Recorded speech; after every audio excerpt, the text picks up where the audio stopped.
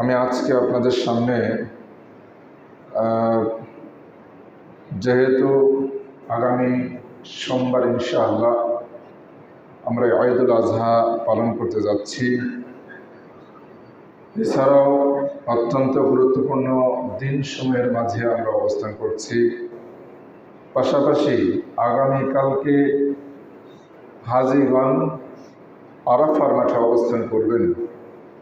সব মিলে অনেক বিষয় আমাদের সামনে চলে আসছে। তো আমি বিশেষ করে ইব্রাহিম আলাইহিস সালাম এবং তার ছেলে ইসমাইলকে কেন্দ্র করে যে কোরআনে যতটুকু বর্ণনা আসছে, এই বর্ণনার আলোকে আমি কিছু পারিবারিক শিক্ষামূলক কিছু বিষয় আপনাদের সামনে তুলে ধরব।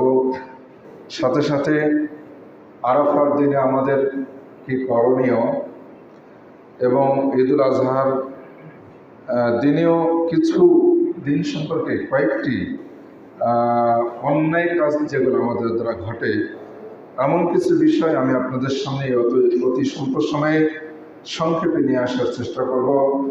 আল্লাহ রাব্বুল আলামিন যেন আমাকে তৌফিক দান করেন।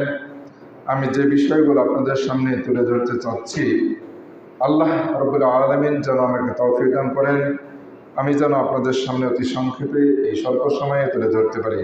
আমিন। আমরা শুরুতেই যে বিষয়টি শুনবো তা হচ্ছে যে শিক্ষামূলক যে আমরা দার্স বা পাঠ গ্রহণ করব, ইব্রাহিম আলাইহিস সালাম এবং তার সন্তান ইসমাইলকে কেন্দ্র করে যে ঘটনা আসছে, সূরাত সাফফাতের মধ্যে বেশ কয়েকটি আয়াতের মধ্যে আল্লাহ রাব্বুল আলামিন অতি সংক্ষেপে ইতিহাস তুলে ধরেছেন। আমি এই আয়াতগুলোর সরল অনুবাদ এবং এর থেকে শিক্ষাগুলো আমি নিতে চাচ্ছি। প্রথমে আল্লাহ রাব্বুল আলামিন যে কথাটা নিয়ে আসছেন যে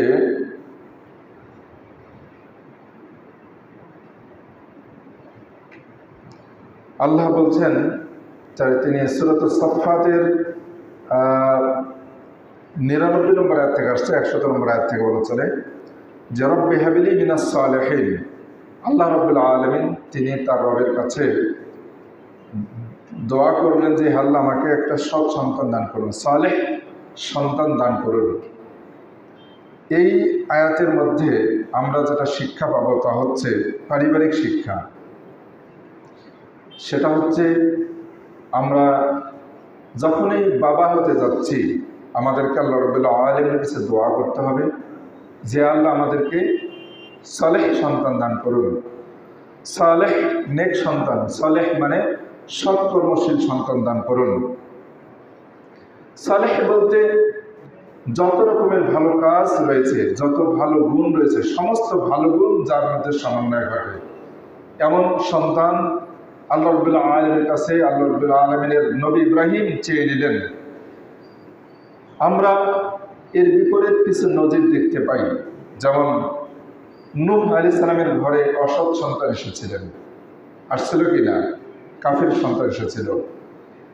নবী হলে যে সন্তান সৎ সন্তান আসবে তা নয়, নবীর ঘরেও অসৎ সন্তান এসেছিল, যার নজির আমরা জানি বুঝি। আল্লাহ রাব্বুল আলামিন যাকে যেমন ইচ্ছা তিনি তাকে তেমন সন্তান দান করতে পারেন। এটা আল্লাহ রাব্বুল আলামিনের কর্তৃত্ব, তার ইখতিয়ার, আল্লাহ রাব্বুল আলামিনের ক্ষমতা। আমরা ভুল একটা বিষয় বুঝে থাকি যে বাবা মা ভালো, ছেলে মেয়ে খারাপ কেন? এই কথাটা বলা ঠিক হবে না ভুল হবে? ভুল হবে। এটা কখনো আমরা আমাদের মুখ থেকে যেন বের না হয়। আমরা কখনো এরকম শব্দ উচ্চারণ করব না। ছেলে নবী, বাবা কাফের, আবার বাবা নবী, ছেলে কাফের, স্বামী নবী, স্ত্রী কাফের, আবার স্ত্রী অনেক আল্লাহ রাব্বুল আলামিনের কাছে একজন প্রিয় বান্দি, আর স্বামী হলো পৃথিবীর সবচেয়ে বড় কাফের। সব রকমের নজির পৃথিবীতে আছে। এটা আল্লাহ রাব্বুল আলামিনের ইখতিয়ার, ইচ্ছা। আমাদের নবী আলাইহিস সালামের সাল্লাল্লাহু আলাইহি ওয়াসাল্লামের বাবা মা দুজনেই মুশরিক ছিলেন, তারা দুজনেই কাফের। মুশরিক, তারা দুজনেই জাহান্নামী। ইন্না লিল্লাহি ওয়া ইন্না ইলাইহি রাজিউন। এটা অত্যন্ত ভয়ঙ্কর বিষয়, হৃদয় বিদারের বিষয়। আসলে আমাদের করার কিছুই নেই, আল্লাহ রাব্বুল আলামিনের পক্ষ থেকে সিদ্ধান্ত। আমাদের প্রয়োজন হচ্ছে আল্লাহর কাছে চাইতে হবে, আল্লাহ রাব্বুল আলামিনের কাছে চাইতে হবে যে আল্লাহ রাব্বি হাবিলি মিনাস সালিহিন, হে আল্লাহ আমাকে সৎ সন্তান দান করুন। যার ঘরে অসৎ সন্তান আছে তার বেদনা, তার ভয়ঙ্কর যে কি দৃশ্য, কি অবস্থা, যার ঘরে অসৎ সন্তান আছে সেই কেবলমাত্র এটা জানে বুঝে। বাবাকে ঘাড় ধাক্কা দিয়ে বের করে দেয় ছেলে, এ নজিরটা আমরা জানি। অসৎ সন্তান বাবাকে আঘাত করে হত্যা পর্যন্ত করে। এই মাত্র কয়েক বছর আগে চিরিরবন্দর নান্দারাইতে এ ধরনের ঘটনা ঘটেছিল। নেশা জাতীয় দ্রব্যে অভ্যস্ত ছেলে বাবাকে ইট দিয়ে মাথায় আঘাত করে হত্যা করেছিল। ইতিহাস হয়তো আপনারা অনেকে জানেন। এই মাত্র 3-4 বছর আগে সম্ভবত ঘটনা, হয়তো 5 বছর হতে পারে, আমার অনুমান ভুলও হতে পারে। এই কয়েক বছর আগের ঘটনা। যার ঘরে অসৎ সন্তান আছে সে জানে এটা অত্যন্ত ভয়ঙ্কর এবং কষ্টদায়ক। ছেলে খারাপ হলে বাবা কত কষ্ট পায় এটা কল্পনাই করা যায় না। কাজেই আমাদের প্রয়োজন হচ্ছে, দাবি হচ্ছে আল্লাহর কাছে চাওয়া, রব্বি হাবিলি মিনাস সালিহিন, আল্লাহর কাছে আমরা দোয়া করব। তারপরে যে আয়াতটি আসছে, আল্লাহ রাব্বুল আলামিন বলছেন যে ফাবাশশারনাহু বিগুলামিন হালিম। আল্লাহ রাব্বুল আলামিন তিনি বললেন যে আমি তাকে গোলাম হালিম, সবচাইতে একজন বড় ধৈর্যশীল সন্তানের সুসংবাদ দিলাম। আল্লাহ রাব্বুল আলামিন তাকে সহনশীল একজন সন্তানের সুসংবাদ দান করলেন। তিনি যেহেতু নবী, তিনি সরাসরি এই সংবাদ পেয়ে গেলেন, বুঝতে পারলেন, আলামত পেলেন। এর ইতিহাস আমরা কম বেশি অনেক শুনেছি, জেনেছি। তিনি নবী হিসেবে পেলেন। আমরা কি সন্তানের সুসংবাদ পাবো কি পাবো না, পেলাম কি পেলাম না, এর আলামত কি হবে, এর চিহ্ন কি হবে? এর চিহ্ন ভালো কাজ আল্লাহ রাব্বুল আলামিনের কাছে গ্রহণ হচ্ছে। এর কিছু আলামত নিয়ে আমি আপনাদের সামনে খুতবা দিয়েছিলাম এর আগে। আপনার ভালো কাজটা আল্লাহর কাছে গ্রহণযোগ্য হচ্ছে কিনা, ভালো কাজটা আল্লাহর কাছে গ্রহণযোগ্য হচ্ছে কিনা, এর আলামত কিছু আছে। এই বিষয় নিয়ে আমি অনেক আগে খুতবা দিয়েছিলাম। ভালো কাজ যখন করবেন, সেই ভালো কাজটি করার পর আল্লাহর কাছে ওই ভালো কাজটি গ্রহণ হওয়ার একটা আলামত হচ্ছে আপনার ভালো কাজের গতি আরো বেড়ে যাবে, ভালো কাজের গতি আরো বেড়ে যাবে। আল্লাহ রাব্বুল আলামিনের রহমত থেকে নিরাশ হবেন না কখনো। এই হচ্ছে ভালো কাজ আল্লাহর কাছে গ্রহণযোগ্য হওয়ার পিছনে বিশেষ একটি আলামত। কখনো আল্লাহর রহমত থেকে নিরাশ হবেন না। আল্লাহ রাব্বুল আলামিনের তার দয়ার বিশাল, তিনি দয়ার সাগর, তিনি তার দয়া দিয়ে আমাদেরকে ভরে দিতে পারেন। আর ভালো কাজ, এই যেমন সিয়াম মোবারক, আমরা কিছুদিন আগে রমজানের মোবারকে সিয়াম সাধনা পালন করলাম। সিয়াম কবুল হওয়ার পিছনে আলামত হচ্ছে সিয়ামের পরে, সিয়ামের মাসে, রমজান মাসে যে মানুষ যে অবস্থায় ছিল, রমজানের পরেও সেই মানুষের সেই অবস্থায় থাকাটা প্রমাণ করে যে রমজানের সিয়ামটা কবুল হচ্ছে। কাজেই একটা ভালো কাজ আল্লাহর কাছে গ্রহণযোগ্য হওয়ার পিছনে আলামত হচ্ছে আপনি ভালো কাজে আরো স্থির থাকবেন, আরো ভালো কাজের গতি আপনার বেড়ে যাবে। এটা একটা আমাদের বাহ্যিক আলামত। আল্লাহ আলাম, আল্লাহ রাব্বুল আলামিন ভালো জানেন। কাজেই আমরা আল্লাহর রহমত থেকে নিরাশ হব না। তারপরে আল্লাহ বলছেন ফালাম্মা বালাগা মাহু সা'য়া ক্বালা ইয়া বুনাইয়া ইন্নী আরা ফিল মানাম আন্নী আযবাহুকা ফানজুর মাযা তারা। এখানে মুফাসসিরগণ বলছেন আয়াতের অর্থ হচ্ছে যখন ইসমাঈল আলাইহিস সালাম তার বাবার সাথে সা'য়া মানে দৌড়ঝাঁপ করার মতো বয়সে যখন পৌঁছলেন, ইব্রাহিম আলাইহিস সালামের সাথে কাজ করতে পারেন এমন বয়সে যখন ইসমাঈল আলাইহিস সালাম পৌঁছলেন, মুফাসসিরগণ বলছেন, মনে করে নিচ্ছেন যে ধরে নেওয়া যাক 15 বছর বয়স। মুফাসসিরগণ 15 বছর বয়স ধরে নিচ্ছেন যে যখন ইসমাঈল আলাইহিস সালামের বয়স হতে পারে 15 বছর, 10 থেকে 15, অল্প মাত্র, বালক মাত্র, এরকম বয়সে যখন পৌঁছলেন, তো যখন মা'হু সা'য়া ইব্রাহিমের সাথে চলাফেরার বয়সে পৌঁছলেন, বোঝা যাচ্ছে বাপ বেটা একসাথে যতটুকু সময় সাথে থাকতেন, একসাথে চলাফেরা করতেন, যাওয়া করতেন। ইসমাঈল আলাইহিস সালাম তার বাবার কাজে তিনি সহযোগিতা করতেন। এরকম শব্দ, এই বাক্য দিয়ে এই কথাটা বোঝা যাচ্ছে যে যখন ইসমাঈল তার বাবার সাথে চলাফেরা, উঠা বসার বয়সে পৌঁছলেন, হাঁটা চলার বয়সে পৌঁছলেন, বোঝা যাচ্ছে যে ইসমাইল আলাইহিস সালাম তার বাবার সাথে সবসময় কাজ করতেন, তার বাবার সহযোগিতা করতেন, বাবার সংস্পর্শে থাকতেন। আর এটাই স্বাভাবিক যে ছেলে মেয়েরা সাধারণত বাবা মায়ের সাথেই উঠা বসা করবে। আর কার সাথে করবে? বাবা মায়ের সাথে করবে। এই জন্য বাবা মা যেমন তার ছেলে সন্তান তেমন হবে, এটাই স্বাভাবিক। যদি বাবা মা সৎ হয়, আল্লাহ রাসূল তো বলেছেন কুল্লু মাউলুদ ইউলাদু আলাল ফিতরা, প্রত্যেকটি সন্তান জন্ম নেয় ধর্মের উপরে, ইসলামের উপরে, তাওহীদের উপরে। এরপর এরপর বাবা মা হয়তো সন্তানকে ইহুদি বানায় দিল বা খ্রিস্টান বানায় দিল বা বা তাকে অগ্নিপূজক বানায় দিল। যেমন ঘরে যে সন্তান আসে সেই সন্তান ঠিক সেটাই বনে যায়, সেভাবে সে তৈরি হয়।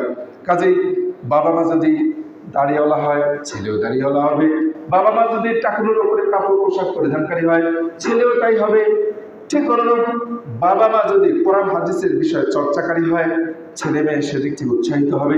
বাবা মা যদি সালাত আদায়কারী হয়, নামাজি হয়, ঘরে যদি সালাতের পরিবেশ থাকে, ছেলে মেয়ে তা থেকে উৎসাহিত হবে।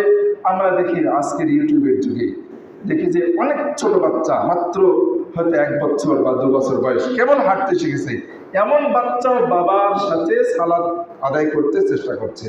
আমরা আজকাল ইউটিউবে এভাবে অনেক ভিডিও দেখি না? দেখি। কাজেই যে বাচ্চা যেমন পরিবেশে গড়ে ওঠে ঠিক সেভাবেই সে বাচ্চাটা বড় হয়ে ওঠে। ইব্রাহিম আলাইহিস সালামের সাথে তার ছেলে এভাবেই গড়ে উঠেছেন। অনেক বাবা আছেন যে বাবা এত কঠোর যে তার সংস্পর্শে ছেলে মেয়ে যেতে চায় না। আমরা এই আয়াত থেকে আমরা এই শিক্ষা পাচ্ছি, বাবা মা তাকে কিরকম হতে হবে? পিতামাতা কিন্তু পাশাপাশি বন্ধু হতে হবে। পিতামাতা পাশাপাশি বন্ধুর চরিত্রে হতে হবে। আপনাকে আপনার সংস্পর্শে থাকাটা সেজন্য নিজকে ধন্য মনে করে, ভালো মনে করে। আপনার অনুপস্থিতি তার জন্য কষ্টদায়ক হয়, আপনার উপস্থিতি তার জন্য আনন্দের হয়। আমরা যদি দেখব অনেক বাবা মাকে যে তারা এত কঠিন যে যে বাড়িতে থাকলে ছেলে মেয়েদের জন্য হয় কষ্টের, আর অনুপস্থিত থাকলে ছেলে মেয়েদের জন্য হয় আনন্দের। কাজেই সাধারণত বাচ্চাদের বৈশিষ্ট্য হবে তারা অন্যায় কাজ করবে, শয়তানের কুমন্ত্রণায় খারাপ কাজ তাদের কাছে বেশি প্রিয় হবে। কিন্তু কোনো বাচ্চাকে খারাপ কাজে দেখে তাদেরকে যদি আমরা কখনো কঠিন ভাষায় প্রতিহত করি, শাসন মারি, তাকে কঠোর শাসন করি, তাহলে ওই ছেলে মেয়ে আপনার আমার কাছ থেকে দূরে থাকতে চাইবে না কাছে থাকতে চাইবে? দূরে থাকতে চাইবে। কাজেই আমাদের উচিত হবে ছেলে মেয়েদের সাথে বন্ধুসুলভ আচরণ করা। দেখুন আমরা এই আয়াতগুলোর মধ্যে কিন্তু এটাই পাচ্ছি, যখন এরকম একটা বয়সে ইসমাইল পৌঁছলেন তখন আল্লাহ রাব্বুল আলামিন সরাসরি ইব্রাহিমকে আদেশ করছেন স্বপ্নের মাধ্যমে। নবীগণের স্বপ্ন হচ্ছে ওহী। তো সেই ওহীর মধ্যে স্বপ্নের মাধ্যমে ওহী পেয়ে আদিষ্ট হচ্ছেন যে তোমার ছেলেকে তুমি কোরবানি করো। সরাসরি আমরা ইতিহাস পাই যে তাকে স্বপ্নে এলোমেলো কিছু দেখানো হচ্ছে, উল্টাপাল্টা অনেক ইতিহাস আমরা শুনে থাকি, যেগুলো সাধারণত হয়তো অনেক দুর্বল বানোয়াটভাবে বর্ণিত হয়ে আসছে, যার কোনো ভিত্তি নাই। এমন ইতিহাস অনেক বক্তাদের মুখ থেকে আমরা শুনি। আসলে এমন এগুলো কিছুই না। কোরআনে আয়াতে স্পষ্ট আসছে যে যখন ইসমাইল আলাইহিস সালাম বাবার সাথে দৌড়ঝাঁপের বয়সে পৌঁছলেন, ধরে নিলাম 15 বছর বয়সে, তখন আল্লাহ ইব্রাহিমকে স্বপ্নে আদেশ করছেন যে তোমার ছেলেকে তুমি কোরবানি করো, জবেহ করো, আমার সন্তানকে তুমি জবেহ করো। তো এটা একটা অনেক বড় আদেশ। পৃথিবীর ইতিহাসে আগে কখনো এরকম নজির যায়নি যে বাবা তার ছেলেকে আল্লাহর সন্তুষ্টির জন্য জবাই করতে হবে, এমন এর আগে কোনো ইতিহাস যায়নি। যে সেই ইতিহাস থেকে ইব্রাহিম আলাইহিস সালাম শিক্ষা নেবেন যে অতীতে এরকম কোনো নজির গেছে, আবারও তাকে করতে হচ্ছে, এরকম কখনো কোনো এই আদেশ এমন একটা পূর্বের নমুনা সহিত কোনো নমুনা ছিল না, নমুনাবিহীন একটা আদেশ। তো এরকম একটা আদেশ পেয়ে ইব্রাহিম আলাইহিস সালাম তিনি কোনো দ্বিধাদ্বন্দ্ব, কোন রকম সংশয় সন্দেহ ছাড়াই তিনি এই আদেশ বাস্তবায়ন করতে যাচ্ছেন। উদ্দেশ্য হচ্ছে আল্লাহ রাব্বুল আলামিনের সন্তুষ্ট বিধান।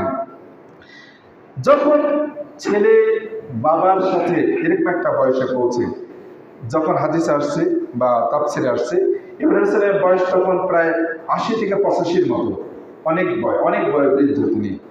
এরকম সময় কোনো সন্তান যদি কোনো বাবার ঘরে থাকে, তাহলে ওই সন্তানের প্রতি বাবা কত মুখাপেক্ষী, কত অভাবী, কত প্রয়োজন ওই সন্তানের।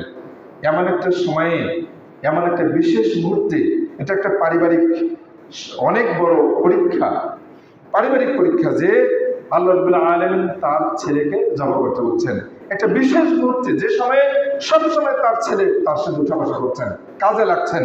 এমন একটা সময় তার ছেলেকে তিনি, আল্লাহ রাব্বুল আলামিন তার ছেলেকে জমা করতে বললেন। আল্লাহ রাব্বুল আলামিনের আদেশ বাস্তবায়ন, এটাই হলো আমাদের মূল লক্ষ্য। ইব্রাহিম আলাইহিস সালাম তাই করলেন।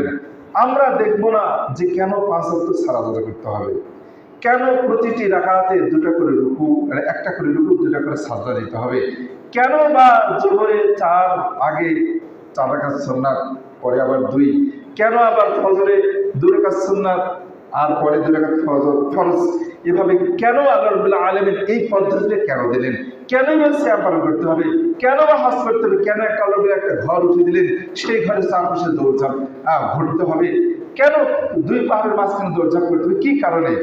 যদিও আল্লাহ রাব্বুল আলামিন তার অনেক নেক এবং নেককার অনেক বান্দা বান্দীদেরকে স্মরণার্থে, তাদের ইতিহাস স্মরণ করার জন্য, যেহেতু তারা তাওহীদ করতেছিলেন, আল্লাহ রাব্বুল আলামিন একত্ববাদকে প্রতিষ্ঠার জন্য তার এই কাজগুলো করেছিলেন, তাদের ইতিহাসকে স্মরণের জন্য। তারপরেও অনেক মানুষ প্রশ্ন করে, কেন এই কাজটা করবো, কেন করবো, এই প্রশ্ন করে কিনা?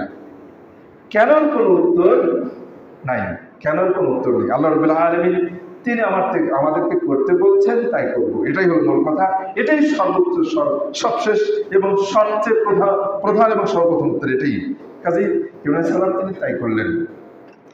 তো তিনি বলছেন, ইয়া বুনাইয়া ইন্নী আরা ফিল মানাম আন্নী আযবাহুকা, হে বৎস, ইয়া বুনাইয়া, বুনাই শব্দটি হচ্ছে আরবি গ্রামারের দৃষ্টিকোণ থেকে ইসমুত তাসগীর বলা হয়।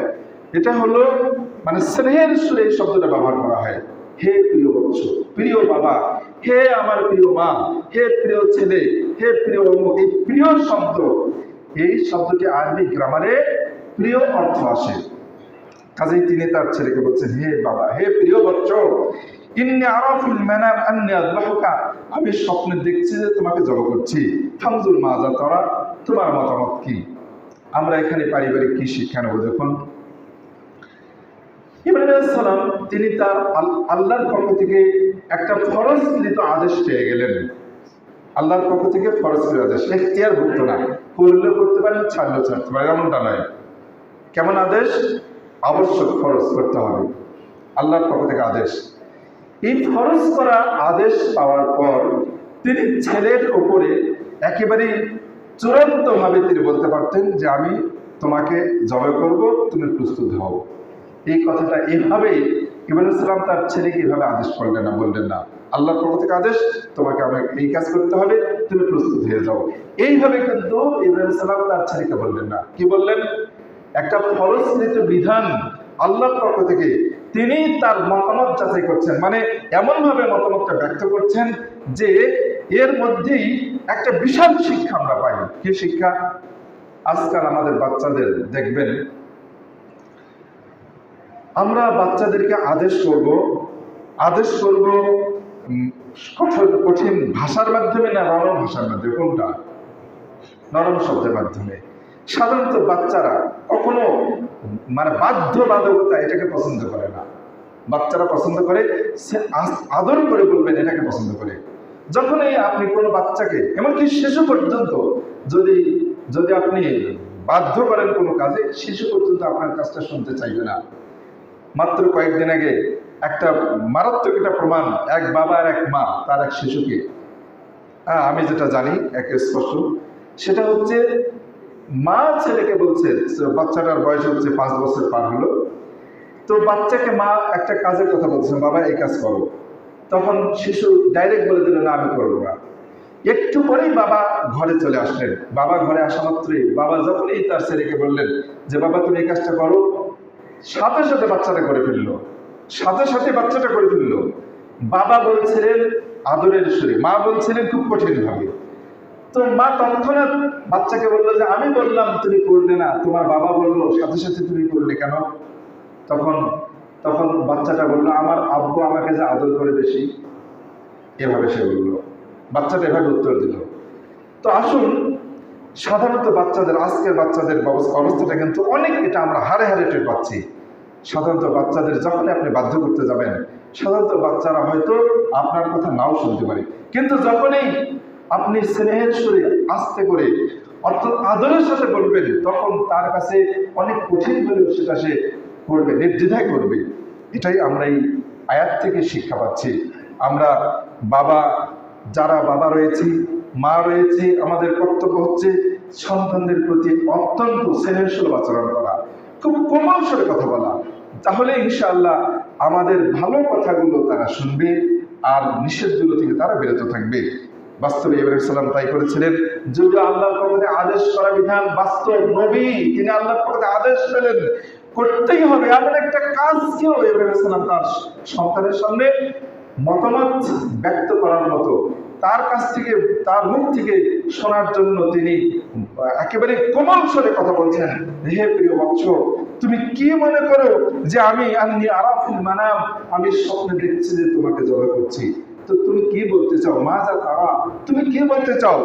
তখন দেখুন, যেমন বাবা তেমন ছেলে, তিনি বললেন ইয়ে আবাতে, ইয়ে আবাতে, তিনি ওরকম স্নেহ বা শ্রদ্ধার শব্দ ব্যবহার করলেন। ইয়ে আবাতে, হে আমার প্রিয় বাবা, একই শব্দ ব্যবহার করলেন, হে আমার প্রিয় বাবা, ইফআল মা তুমার, আপনি করুন, যা আদেশ পেয়েছেন তা করুন, সাতাজিদুনি ইনশাআল্লাহ মিনাস সাবিরিন, ইনশাআল্লাহ আল্লাহ চাহে তো আপনি আমাকে ধৈর্যশীলদের অন্তর্ভুক্ত পাবেন। সুবহানাল্লাহ। দেখুন, বয়স মাত্র অল্প, অল্প বয়স, বালক বয়সে বোঝা যাচ্ছে যে ধৈর্য কাকে বলে। ইব্রাহিম ইসলাম তার সন্তানকে সেই শিক্ষা দিয়েছেন ধৈর্য কাকে বলে। ধৈর্য, আমরা ধৈর্য নিয়ে অনেক আলোচনা শুনেছি। ধৈর্য তিন প্রকার, তার মধ্যে থেকে একটা প্রকার হচ্ছে যে আল্লাহর আদেশ পালনে ধৈর্য ধারণ। আল্লাহর আদেশ পালনে ধৈর্য ধারণ। পর্দা করতে অনেক কঠিন হবে, পর্দা করাটা অনেক কঠিন হবে, পর্দা করতে গিয়ে ধৈর্য ধরতে হবে। সুদ ত্যাগ করতে গেলে ধৈর্য ধরতে হবে। হালাল খেতে গেলে অনেক ধৈর্য ধারণ করতে হবে। আপনার সামনে অনেক হারাম যারা খাচ্ছে, অনেক আনন্দে, অনেক আইটেমে, অনেক আয়েসে তারা দিন যাপন করছে, আপনি হালাল খান তাই ভালো খেতে পারছেন না, হালাল খান, হালাল উপার্জন করেন তাই একটা ভালো বাড়ি করতে পারছেন না, অনেক কষ্টে দিন যাপন করছেন, ভালো পোশাক নেই, আপনার স্ত্রীর ছেলে মেয়েদের চাহিদা মতো আপনি দিতে পারছেন না। এটাই স্বাভাবিক। যখন আপনি হালাল কাজ করতে যাবেন তখন আপনার অনেক কষ্ট হবে। আর হালাল ভাবে চলতে গেলে হালাল ভাবে চলতে গেলে অনেক কষ্ট হবে, আর হারাম ভাবে যারা চলবে তাদের জন্য সহজ হবে। তো দেখুন, এখানে আল্লাহ রাব্বুল আলামিন তিনি ইব্রাহিম সালামকে আদেশ করলেন। ইব্রাহিম সালাম তার ছেলেকে সেটা তার মতামত যাচাই করলেন। ইসমাইল আলাইহিস সালাম তিনি বললেন, আপনি করুন হে বাবা, করুন, যা আদেশ পেয়েছেন তা করুন, আপনি যা আদেশ পেয়েছেন তা করুন, আপনি আমাকে ধৈর্যশীলদের অন্তর্ভুক্ত পাবেন। অর্থাৎ আল্লাহর এই আদেশ পালনে আমি ধৈর্য ধারণ করব, আপনি কোনো চিন্তা করবেন না, আপনি কোনো চিন্তা করবেন না। আমরা আমাদের ছেলে মেয়েদেরকে আল্লাহর পথে, আল্লাহকে আমাদের ছেলে মেয়েদেরকে তিনি কোরবানি করতে বলছেন, জবাই করতে বলছেন? জবাই করতে বলছেন না। এটা শুধুমাত্র ইব্রাহিম সালামের জন্য কিছু সময়ের জন্য আদেশটা করেছিলেন, তাকে দেখছিলেন যে ইব্রাহিম এটা করছেন কিনা, এটা করছেন কি আমাদের জন্য নদীর ইতিহাস। এই ইতিহাস আল্লাহ রাব্বুল আলামিন কিছু সময়ের জন্য সাময়িক, যেটা তিনি বাস্তবায়ন করবেন না, কিন্তু তার আদেশ কেমন ভাবে উদার্ত চিত্তে ধৈর্যের সাথে বাব্বাটা কিভাবে বাস্তবায়ন করে, এটা তিনি কেমন পর্যন্ত জীবিত এবং অক্ষত ইতিহাস রেখে দিয়ে আমাদের মাঝে আল্লাহ রাব্বুল আলামিন দিয়েছেন। কোরআনের বিষয়বস্তু নিয়ে আমি এর আগে অনেক কথা বলেছিলাম। কোরআনের বিষয়বস্তু হচ্ছে তিনটি। একটা হচ্ছে আল্লাহ রাব্বুল আলামিন তাওহীদ, তার তাওহীদ প্রতিষ্ঠা। দ্বিতীয় হচ্ছে এই তাওহীদকে যারা বাস্তবায়ন করে এবং যারা করে না, যারা করে তাদের জন্য সুফলের ইতিহাস, আর যারা করে না তার জন্য কুফলের ইতিহাস। এই দুটা, অর্থাৎ জান্নাত জাহান্নাম এবং পৃথিবীর শুরু শেষ যত ইতিহাস, সব এই দুটা বিষয়কে এটাকে কেন্দ্র করে। এক হচ্ছে তাওহীদ প্রতিষ্ঠা, দুই হচ্ছে তাওহীদ যারা বাস্তবায়ন করে আর করে না। যারা করে তাদের জন্য জান্নাতের ইতিহাস, ভালো পৃথিবীর সুসংবাদ এবং পরকালের জান্নাতের ইতিহাস। আর যারা বাস্তবায়ন করে না তাদের জন্য পৃথিবীর মধ্যে অনেক দুঃসংবাদ, অনেক মর্মর বিদারক ভয়ঙ্কর ইতিহাস এবং জাহান্নাম পরকালে। আর আরেকটি হচ্ছে এই তাওহীদের অধিকারী যিনি, তার আদেশ নিষেধ পৃথিবীতে বাস্তবায়নের যে অধিকার রয়েছে, আদেশ করার আর নিষেধ করার যে অধিকার রয়েছে, এই আদেশ নিষেধ অর্থাৎ কোরআনে যত আরকান হাকাম রয়েছে। তো এখানে আল্লাহ রাব্বুল আলামিন তিনি আমাদেরকে যে আমরা যে শিক্ষা নেব, সে শিক্ষা হচ্ছে যে এক হচ্ছে তাওহীদ বাস্তবায়ন, আল্লাহর আদেশ বাস্তবায়ন, লাভ ক্ষতি দেখার বিষয় নয়। দ্বিতীয়ত হচ্ছে যে আমরা দুনিয়াবী জীবনে চলতে গিয়ে আমাদের অনেক বিপদের মুখোমুখি হতে হবে। সেই বিপদের মুখোমুখি হতে গেলে আমরা যে ধৈর্য ধারণ যে করতে হবে তার শিক্ষা আমরা এখান থেকে নেব। তো দেখুন আল্লাহ রাব্বুল আলামিন এখানে যেভাবে ইতিহাসটা নিয়ে আসছেন, ইয়াবাতে ফালমা তোমার, আপনি যা ইসমাইল বললেন আপনি করুন, যা আদেশ হয়েছেন, আপনি আমাকে সহনশীল অন্তর্ভুক্ত পাবেন। আল্লাহ রাব্বুল আমাদেরকে এই ইতিহাস থেকে শিক্ষা প্রদান করুন, আমিন। আমরা যেন আমাদের সাধ্যমতো আমাদের ছেলেমেয়েদেরকে তার পথে তার সন্তুষ্টির পথে আমরা যেতে দিতে পারি। আমরা দুনিয়াতে যারা নাফরমান হবে, অবাধ্য হবে, যারা সুদখোর ঘুষখোর হবে, যারা মানুষের উপর জুলুম নির্যাতন চালাবে, এমন সন্তানকে এমন পথে এমন শিক্ষা যেন আমরা না দিই। আল্লাহ আমাদের সেই তৌফিক দান করুন, সকল বলে আমিন। এরপর আল্লাহ রাব্বুল আলামিন বলেন ফালাম্মা আসলামা ওয়াতাল্লাহু লিল জাবিন, এরপর পিতামাতা বাপ বেটা দুজনে আসলামা আত্মসমর্পণ করলেন, আল্লাহর কাছে আত্মসমর্পণ করলেন। ওয়াতাল্লাহু লিল জাবিন, এবং ইব্রাহিম আলাইহিস সালাম তার সন্তান ইসমাঈলকে উপর করে শোয়ালেন। মুফাসসিরগণ বলছেন উপর করে শোয়ালেন কি কারণে? আমরা তো জবাব করি কোন দিকে, এদিকে না এদিকে? কিন্তু আল্লাহ ইব্রাহিম আলাইহিস সালাম তার সন্তানকে উপর করে শোয়ালেন। কারণটা হচ্ছে, যদি চিৎ করে শোয়াতেন পিতা ছেলে বাবা উভয়ের চেহারার দিকে দেখতে পাবে। এটা অত্যন্ত একটা কষ্টদায়ক বিষয় হয়ে দাঁড়াবে, এটা কোনো কল্পনাই না। আমরা এটা আমাদের অন্তরে এর ছবি অঙ্কন করতে পারবো না, এই দৃশ্যটা কখনো আমাদের অন্তরে নিতে পারবো না, এমন একটা অবস্থার সৃষ্টি হবে সেখানে। কাজেই দেখুন তিনি উপর করে শোয়ালেন, ছেলের মায়ে পড়ে যেন তিনি আল্লাহর আদেশ পালনে বিচ্যুত না হন। যদিও আজকের জীবনে আমরা আমাদের ছেলে মেয়েদের মায়ায় পড়ে আমরা কি না করছি। কেন ব্যাংকিং করতে হবে? এই কথা তো আমি বহুবার বলি। কেন সুদের উপর লোন উঠিয়ে বাড়ি করতে হবে? কেন সুদের উপর লোন নিয়ে ব্যবসা বাণিজ্য পরিচালনা করতে হবে? কেন ছেলে মেয়েদের জন্য এই কাজগুলো কেন করতে হবে? তাদের মায়ে পড়ে কেন অন্যায় কাজে জড়িয়ে যেতে হবে?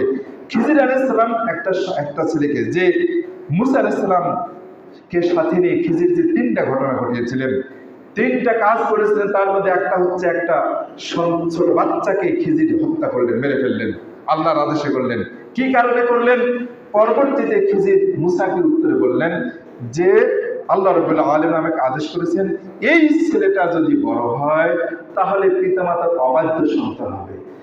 অবাধ্য হওয়ার কারণে পাপ কাজে পিতামাতাকেও বাধ্য করবে। পিতামাতা শেষ পর্যন্ত ছেলের মায়ায় পড়ে পিতামাতা আল্লাহর নাফরমানি কাজ করার সম্ভাবনা রয়েছে। আল্লাহ রাব্বুল আলামিন চাচ্ছেন এই অবাধ্য সন্তানকে উঠিয়ে নিয়ে একটা বাধ্য সন্তান, তাদের এই সৎ পিতামাতা ছিল সৎ এবং সতী, এই সৎ সতী পিতামাতাকে একটা সৎ সন্তান দান করবেন, আল্লাহ এটা চাচ্ছেন। এই জন্য অসৎ সন্তানকে মেরে ফেলে আল্লাহ তাদেরকে সৎ সন্তান দেবেন। এই জন্য আমি এই অসৎ সন্তানকে মেরে ফেললাম। ওই ঘটনায় কি বোঝা যাচ্ছে? যে ছেলে মেয়ের মায়া করে পিতামাতা কি করবে? অন্যায় করবে, যেটা আজকে আমরা করে চলেছি। ইন্না লিল্লাহি ওয়া ইন্না ইলাইহি রাজিউন। কি প্রয়োজন রয়েছে? আমি কয়েকদিন আগেও বলছিলাম, ওই বাবা মা সবচাইতে বোকা, যে বাবা মা অন্যায়ভাবে অর্থ সম্পদ গড়ে জমা করে কবরে যাবে, ছেলে মেয়েদের মায়া করে শাস্তি ভোগ করে পরকালে। আর ওই ছেলে মেয়ে হতে পারে পিতামাতার অন্যায় কাজ বুঝতে পেরে পিতামাতার মতো অন্যায় না করে তওবা করে তারা সৎ সন্তানে পরিণত হয়ে যাবে। এদিকে ছেলে মেয়ে যাবে জান্নাতে, আর পিতামাতা অন্যায়কারী কি হবে? সে জাহান্নামে যাবে। ইন্না লিল্লাহি ওয়া ইন্না ইলাইহি রাজিউন।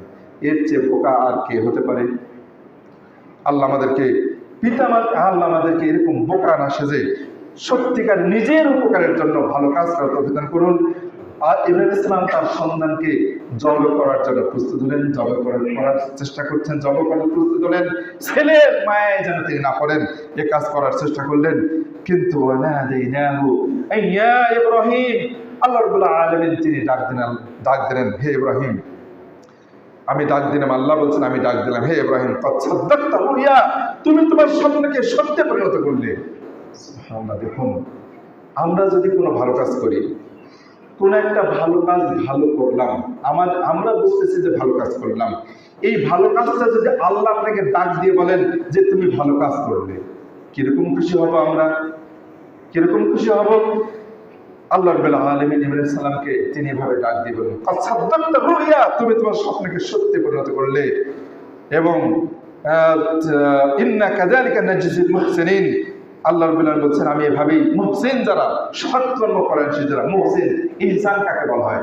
হাদিসে জিবরিল আসছে ইহসান কাকে বলা হয়?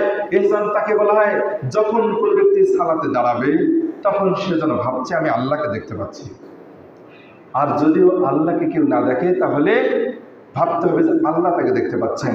ইব্রাহিম আলাইহিস সালাম তিনি আল্লাহকে দেখতে পাচ্ছেন, আল্লাহর আদেশ বাস্তবায়ন করছে আল্লাহকে দেখে দেখে, আল্লাহকে দেখে দেখে, যে কারণে আল্লাহ আদেশ বাস্তবায়নে এক চুল বিন্দু পরিমাণ হেরফের নাই।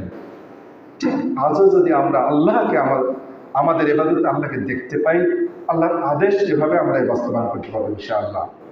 আমাদের কোনো কষ্ট হবে না, সুদ থেকে কোনো কষ্ট হবে না, ঘুষ থেকে কোনো কষ্ট হবে না, খারাপ ব্যবসা থেকে কোনো কষ্ট হবে না, ছেলে মেয়ের মায়ের করে কোনো অন্যায় কাজ ত্যাগ করতে আমাদের কোনো কষ্ট হবে না ইনশাআল্লাহ। আল্লাহ রাব্বুল আলামিন তিনি বলছেন যে আমি ভাবেই সৎ কর্ম করারদেরকে বিনিময় দেই, যাজা দেই, সুপ্রতিদান দেই। ইন্না হাযা লাহুল বালাউল মুবিন, অবশ্যই এটা অনেক বড় পরীক্ষা। যা হোক, আল্লাহ বলছেন ফাদাইনাহু বিযিবহিন আযীম, আমি তাকে একটা বিরাট কোরবানি, আমি একটা অনেক বড় কোরবানি দুম্বা, সে আল্লাহ জিবরাইল মারফতে তৎক্ষণাৎ তিনি তাকে পাঠিয়ে দিলেন একটি দুম্বা। সেই ইসমাইলের স্থানে দুম্বা জবাই হলো। এই একটি হৃদয় বিদারক, অত্যন্ত আনন্দের, হৃদয় বিদারক সবকিছু ইতিহাসের মধ্যে আছে। আল্লাহ রাব্বুল আলামিন তিনি আজ থেকে বহু হাজার হাজার বছর আগে এই ঘটনা ঘটিয়েছিলেন, কোরআনে অবতীর্ণ করেছেন। আমাদের নবী সেখানে উপস্থিত ছিলেন না, যে দেখেছেন সেটা তিনি কোরআনে বর্ণনা করেছেন এমনটা নয়। আল্লাহ রাব্বুল আলামিন আমাদের নবীর উপর অবতীর্ণ করেছেন আমাদের শিক্ষার জন্য, তাওহীদ প্রতিষ্ঠার ব্যাপারে। তাওহীদ প্রতিষ্ঠা করতে হবে, আল্লাহ রাব্বুল আলামিনকে এক বলে জানতে হবে। যখন কোনো ব্যক্তি আল্লাহকে এক বলে জানবে, তখন পৃথিবীর আর কোনো কিছু আল্লাহর আদেশ মানতে তাকে কখনো কোনো কিছু তাকে পিছপা করবে না। কারণ আল্লাহু আকবার, আল্লাহু আকবার, লা ইলাহা ইল্লাল্লাহ, আল্লাহু আকবার, আল্লাহু আকবার, ওয়ালিল্লাহিল হামদ। আল্লাহ মহান, আল্লাহ সবচেয়ে বড়। যখন আল্লাহ সবচেয়ে বড়, তখন কোনো পাপের কাজ আপনার কাছে বড় হবে না, কোনো ব্যক্তি বড় হবে না, কোনো পৃথিবীর কোনো ক্ষমতা আপনার কাছে কোনো কিছু বড় হবে না, সবকিছুই একেবারেই তুচ্ছ তাচ্ছিল্য, সবকিছু নিচে। কাজেই আল্লাহ রাব্বুল আলামিনের আদেশ পালনে তখন আমাদের কোনো কষ্ট হবে না। আসুন আল্লাহ রাব্বুল আলামিন তিনি আমাদেরকে ইতিহাস স্মরণ করে আমাদেরকে যতটুকু পারি আমরা আল্লাহ রাব্বুল আলামিনের আদেশ পালনের চেষ্টা করব। আল্লাহ আমাদের তৌফিক দান সকলে বলে আমিন। এরপরে আমরা আজকে যতটুকু ভাবছি তা হচ্ছে কোরবানি সংক্রান্ত আমাদের যতটুকু না জানলেই নয়, যেটুকু আমাদের জানার প্রয়োজন অতি স্বল্প সময় শুধু মাসআলাগুলো বলবো। অনেকে জিজ্ঞেস করছেন যে একে বাড়িতে কয়েক ভাই থাকেন, প্রত্যেকে আলাদা আলাদা আয় উপার্জন, একটা কোরবানি হবে কিনা? এখানে উত্তর হচ্ছে, যদি প্রত্যেক ভাইয়ের আলাদা আলাদা আয় থেকে, আলাদা আলাদা আয় ব্যয়, রান্না বাড়া, খাওয়া দাওয়া সব হিসাব নিকাশ সব আলাদা, তাহলে প্রত্যেককে আলাদা আলাদা কোরবানি দেওয়াটাই হচ্ছে ঠিক, আলাদা আলাদা কোরবানি দিতে হবে। কিন্তু ভাই অনেক, আয় ব্যয়, রান্না বাড়া, বাড়িঘর সব এক, তাহলে একটা কোরবানি যথেষ্ট ইনশাআল্লাহ। এমনকি ওই সকল ছেলে মেয়েদের পক্ষ থেকে যদি বাবা বেঁচে থাকেন, বাবার বর্তমানে যদি কোরবানি যদি বাবা দেন, তাহলে সকলের পক্ষ থেকে, পরিবারের সদস্য যতগুলি হোক না কেন, এক বাবার কোরবানি সকল ছেলে মেয়েদের পক্ষ থেকে যথেষ্ট হবে। তবে এখানে একটা সাবধানতার বিষয়, যদি কোনো ছেলে মেয়ের কোরবানি তার যদিও আয় ব্যয় আলাদা, যদি তিনি আলাদা কোরবানি দিতে গিয়ে বাবার সাথে যদি তার যদি এখানে দ্বিধাদ্বন্দ্ব সৃষ্টি হয়, বাবা অসন্তুষ্ট হয়, তাহলে বাবার সংস্পর্শ থেকে বাবার সাথে যোগ দিয়ে তার কোরবানিটা বাস্তবায়ন করা উচিত। যদিও আপনি আলাদা কোরবানি দিচ্ছেন, বাবার মাধ্যমে দেন, বা বাবার কোরবানিতে আপনি শরীক হন, বা আপনি আপনার টাকা দিন বাবাকে, যে বাবা তুমি এটা কোরবানি দাও, এভাবে আপনি বাবাকে সন্তুষ্ট করা বা পিতামাতাকে সন্তুষ্ট করার মাধ্যমে ইবাদত করার চেষ্টা করবেন। অবশ্যই আল্লাহ আমাদেরকে এভাবে সবকিছু মেনটেন করার চেষ্টা করতে হবে। আল্লাহ আমাদের তৌফিক দান করুন, সকলে বলে আমিন। আমরা আরেকটি বিষয় দেখতে পাই, সেটা হচ্ছে মহিলারা কোরবানি করতে পারবে কিনা। যদি মহিলাদের আলাদা টাকা পয়সা থাকে, যদি কেউ কোনো মহিলা তিনি কোরবানি করতে সক্ষম হন, আল্লাহ রাসূল যেহেতু বলেছেন মানে যে ব্যক্তি কোরবানি করতে সক্ষম, এই কথাটি বলছেন। এখানে পুরুষ মহিলাকে আল্লাহ রাসূল খাস করেন নাই। কাজেই যদি কোনো মহিলার এরকম আর্থিক সক্ষমতা থাকে, তিনি এককভাবে কোরবানি দিতে পারবেন, এতে কোনো অসুবিধা নেই। আমরা আরেকটি বিষয় সেটা ভাববো, সেটা হচ্ছে যে সালাত ত্যাগকারীর কোরবানি। আমি গত জুমাতে কথাটি বলেছিলাম, সালাত ত্যাগকারীর কোরবানি আল্লাহ রাব্বুল আলামিনের কাছে গ্রহণযোগ্য হবে না। এটা একটা সুন্নাহ মাত্র, সুন্নাহ মুআক্কাদা, বা কোনো আলেম ওয়াজিব বলেছেন। আর যারা ফরজ সালাত ত্যাগ করে আসছে, তাদের আবার কোরবানি যদি কোনো ব্যক্তি এরকম কোনো ব্যক্তি কোরবানি দেয়, তাহলে তার কোরবানি আল্লাহ রাব্বুল কাছে গ্রহণযোগ্য হচ্ছে না। এটাই আলেমদের মতামত স্পষ্ট। কারণ আল্লাহ রাসূল বলেছেন, যে ব্যক্তি সালাত ইচ্ছাকৃতভাবে ছেড়ে দিল, সে কাফের। কাজে কাফেরের কোরবানি নয়। এরপরে আমরা যারা কোরবানি দিতে ইচ্ছা করেছি, যারা ইতিমধ্যে কোরবানি দাতা তারা যদি কখনো কেউ ভুল করে থাকি, মস্কে খাটো করে থাকি, নখ কর্তন করে থেকে এই চাঁদ উঠার পরে, তাহলে আল্লাহর কাছে তওবা করতে হবে। তাকে আল্লাহর কাছে তওবা করতে হবে। এ কাজ কোরবানির আগ পর্যন্ত করা যাবে না। ঈদের সালাতের পরে কোরবানি করার আগ পর্যন্ত এই কাজটা করা যাবে না, করা নিষেধ করেছে আল্লাহ রাসূল। এই নিষেধ যদি কোনো ব্যক্তি করে, তাহলে তার কাবিরা গুনাহ হবে। এই জন্য আল্লাহর কাছে তওবা করতে হবে। আর যদি কোনো ব্যক্তি ভুল করে থাকেন, তাহলে আল্লাহ রাসূল বলেছেন যে ব্যক্তি ভুল করে কোনো কাজ করে থাকে, তার থেকে কলম উঠে নেওয়া হয়েছে, তার পাপ লেখা হবে না। তবে সাবধান থাকতে হবে, কখনো করা যাবে না। কাজেই ইচ্ছাকৃতভাবে এই অন্যায় কাজ কখনো করা যাবে না। আসুন, যার আর্থিক সক্ষমতা আছে, অবশ্যই আমরা কোরবানি করার চেষ্টা করব। এবং কোরবানির পশু আমরা গত জমায় এই বিষয়ে শুনেছি, আমরা যতটুকু যা করার সুন্নাহ বাস্তবায়নের চেষ্টা করব। খাসি কোরবানিতে কোনো অসুবিধা নেই। খাসি যেহেতু তার বেচি বের করে দেওয়া হয়, এই জন্য অনেকে আমরা মনে করে থাকি যে খাসি কোরবানি করা যাবে কিনা, এটা একটা খুঁত বা ত্রুটি কিনা। এটা ত্রুটি নয়। হাদিসে স্পষ্ট আসছে, যেমন আল্লামা আলবানী ইরওয়াউল গালিলের মধ্যে নিয়ে আসছেন একটি সহিহ হাদিস। আল্লাহ রাসূল সাল্লাল্লাহু আলাইহি ওয়াসাল্লাম তিনি নিজেই 2টি খাসি কোরবানি করেছিলেন, 2টি খাসি কোরবানি করেছিলেন। কাজেই খাসি কোরবানি করাতে কোনো সমস্যা নেই, কোনো বাধা নেই। আল্লাহ আমাদেরকে, আমরা যতটুকু শুনলাম এরপর আমার কথা তৌফিক দান করুন, সকল বলে আমিন। পাশাপাশি আমরা ঈদের দিনে অনেক অন্যায় কাজ করে থাকি। ঈদের দিনে বিশেষ করে আমরা কিছু অন্যায় কাজ করে থাকি। 2-1টা অন্যায় আমরা আপনাদেরকে একটু সতর্ক করে দিতে চাই। সম্মিলিতভাবে তাকবীর নেই, এককভাবে তাকবীর করতে হবে। সবসময় তাকবীর চলতে থাকবে, আল্লাহু আকবার, লা ইলাহা ইল্লাল্লাহ, আল্লাহু আকবার, আল্লাহু আকবার, লিল্লাহিল হামদ। বিশেষ করে আরাফার দিন, আগামীকালে আরাফার দিন ফজর থেকে নিয়ে আমাদের তাকবীর পাঠ জোরে জোরে, বিশেষ করে সালাতের পরে প্রত্যেক ফরজ সালাতের পরে তাকবীর পাঠ করতে হবে। এই তাকবীর পাঠ করা থেকে বিরত থাকা যাবে না। যারা বিরত থাকেন, তারা একটা সুন্নাহকে বর্জন করছেন। ঈদের দিনে হারাম কাজ করা থেকে অবশ্যই বিরত। সবসময় হারামই, কিন্তু হারাম সময়ে, সম্মানিত সময়ে হারাম কাজ করা আরো ভয়ঙ্কর হারাম।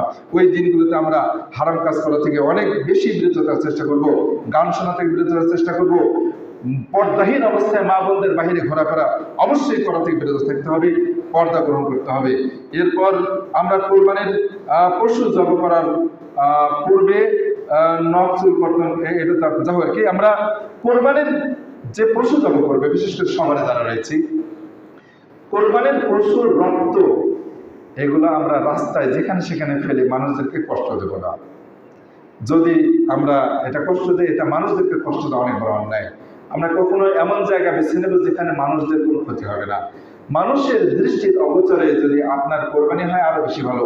মানুষকে দেখায় কোরবানি দিতে হবে এমনটা আবশ্যক নয়, বরং এখানে আপনার রিয়াজ চলে আসতে পারে। কোরবানি না হয় সবার রয়েছে, কাজে এমন একটা জায়গায় কোরবানি দিন যেখানে মানুষদের কষ্ট হবে না। আর যদি এমন জায়গা ছাড়া আপনার জায়গা নেই, তাহলে সেই জায়গা দ্রুত কাজ সেরে নিয়ে জায়গাটা পরিষ্কার করে দিতে হবে।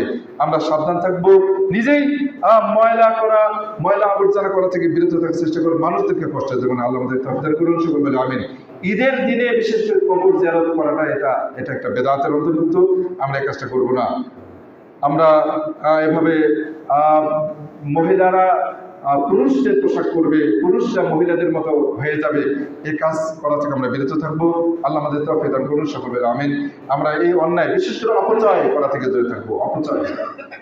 আমরা অপচয় করতে অনেক অভ্যস্ত, অপচয় করা থেকে দূরে থাকবো। আল্লাহ রাব্বুল আলামিন তিনি বলেছেন, যারা অপচয় করে তারা হলো ইন্নাল মুবাদদিরিনা কানু ইখওয়ানাশ শায়াতিন, অপচয়কারীরা হচ্ছে শয়তানের ভাই। এই ঈদকে উপলক্ষ করে অনেক মানুষ কত অপচয় করে। এই অপচয় করা থেকে আমরা অবশ্যই বিরত থাকার চেষ্টা করবো। অপচয় খুঁজে নেবো, কোনটা অপচয়, কোনটা কাজে লাগছে, কোনটা কাজে লাগছে না, এটা আমরা বের করার চেষ্টা করবো। আল্লাহ আমাদেরকে যতটুকু আমরা শুনলাম, এর উপরে আগামী ঈদ উল আজহা এবং এই যে অত্যন্ত গুরুত্বপূর্ণ যে দিনগুলো যাচ্ছে, এই গুরুত্বপূর্ণ দিনগুলোকে অতিবাহিত করার তৌফিক দান করুন। বিশেষ করে আগামীকালকে আরাফার দিন, এই আরাফার দিন আমাদেরকে বিশেষ যে আমলগুলো করতে হবে। আরাফার দিনের দোয়া সবচেয়ে শ্রেষ্ঠ দোয়া, আল্লাহর কাছে সবচেয়ে শ্রেষ্ঠ দোয়া। এই দিনে বেশি বেশি দোয়া করতে হবে। আর যে এই যে লা ইলাহা ইল্লাল্লাহু ওয়াহদাহু লা শারীকা লাহু লাহুল মুলকু ওয়া লাহুল হামদু ওয়া আলা কুল্লি শাইইন কাদির, এই তাসবিহটা আগামীকালকে বিশেষ করে আরাফার দিনে বেশি বেশি পাঠ করতে হবে। এবং আল্লাহ রাসূল বলেছেন, সহিহ হাদিসে আসছে, আল্লাহ রাসূল বলেছেন যে আরাফার দিনে আল্লাহ রাব্বুল আলামিন যত বেশি সংখ্যক মানুষকে জাহান্নাম থেকে মুক্তি দেন, আর বছরের অন্য কোনো দিন এত বেশি মানুষকে জাহান্নাম থেকে মুক্তি দেন না। কাজেই ওই মুক্তি দেওয়ার বিষয়টি শুধু হাজিদের সাথে খাস এমনটা নয়, হাদিসটি আম হাদিস, ব্যাপক হাদিস। কাজে যারা হজ করতে যাইনি, আমরা হজের বাহিরে রয়েছি, আল্লাহ রাব্বুল আলামিনের কাছ থেকে এই যে বিশেষ সুবর্ণ সুযোগ জাহান্নাম থেকে মুক্তি পাওয়ার, এটা সুবর্ণ সুযোগ। এটা যারা মারা গেছেন তাদের তাকদীর জুটতে পারে, যারা দুনিয়াতে বেঁচে আছে তাদের জন্য জুটতে পারে, যারা আগামীতে পৃথিবীতে আসবেন তাদের কপালে জুটতে পারে। আল্লাহ রাব্বুল আমাদেরকে জাহান্নাম থেকে মুক্তির সুযোগ আগামীকালের জন্য এই সুযোগ আমাদেরকে গ্রহণ করার তৌফিক দান করুন। আমিন আমিন।